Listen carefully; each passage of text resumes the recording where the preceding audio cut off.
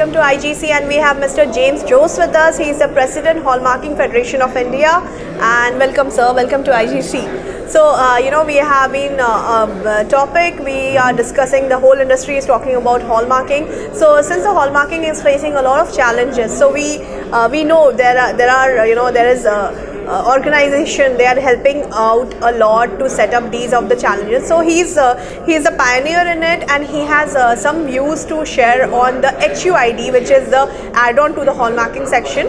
So over to you, sir. So what are the challenges which we are facing in the HUID, and what are the future prospects for that?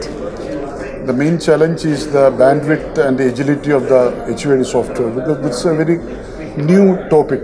This is something that has never been tried in any other country in the world. Right. And the volumes in India are humongous. Yes. Like 4 to 5 lakh pieces per day. Right. So definitely there are software issues, bandwidth issues. Yeah. These are all getting sorted out. Right. We have the full support of the ministry. Yeah. That you can expand it to any manner you want, but it has to be foolproof. So in the past 3-4 months, the BAS and the ministry has been continuously following it up for increasing the capabilities. It is more or less now settled out, sort of settled.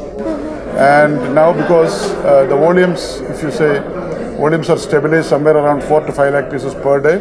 Right. And the time taken for hallmarking, which was earlier around 18 to 24 hours, has now come down to 5 to 8 hours time. That's quite, so there are no complaints of any backlog of work at the hallmarking centers. There are no complaints from the jeweler side. So it has become very fast. So overall it has become very, very reliable, very fast, very efficient. But now the main glitch is that the traceability part is yet to be activated. Okay. So as of now there is no traceability verification mechanism. There is no HUID transfer facility also because of the resistance of the jewelry trade. Right. Of course, we can wait for the transfer facility, but verification has to be activated immediately. So anything which is moving ahead, that any plans to how the verification can be identified, how to go ahead with that plan? See, we have given a proposal to the BAS that as of now the BAS officers, they are having a mobile app in their cell phone. Right. So as and when the BAS officer enters a shop, he can pick any jewelry and then verify the authenticity in his cell phone app. Okay. The same app shall be made available to the jewelers and to the general consumers. Yes. That's not a great thing. So it's just a policy decision. It should be done, and BAS is in the process of getting it done. And that will take care of the verification facility for the consumer and the jeweler. Because as of now, majority of the volumes of hallmarking is done in the manufacturing cities. Right. And it is getting supplied to the retail locations. Right. The retailer sitting in Madurai or faraway place like Assam don't have any mechanism to verify whether the HUID done in Mumbai is genuine or not. Right. So that activation facility, once it is there, that authenticity will be restored. Right. That's in the pipeline. That should be by December. It should be through.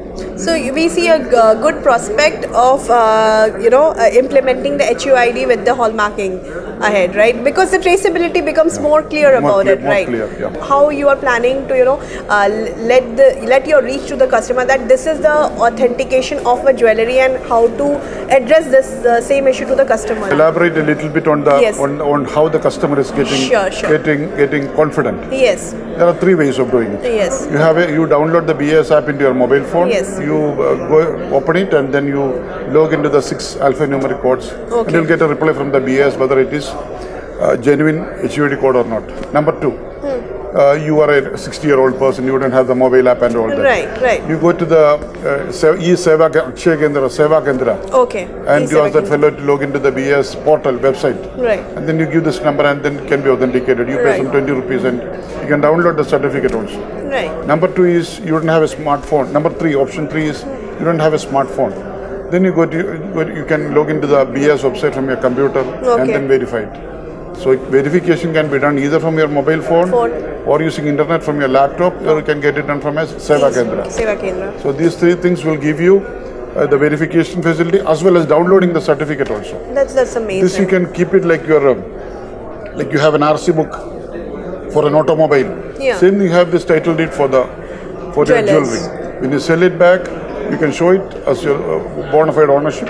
Right. Or if you want to pledge it to an NBFC, you will get full value for the gold content.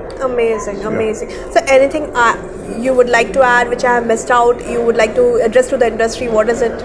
No, once this activation facility is there, that will restore the credibility.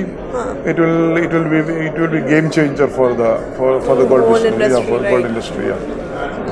So how was the overall experience of IGC going on for you, It's and very what do you good. It's expect? nice that we are networking with the people after a gap of 2 years. Yeah, that's We look forward to some further meetings in the long Yeah. time. So it's a good beginning after a long gap.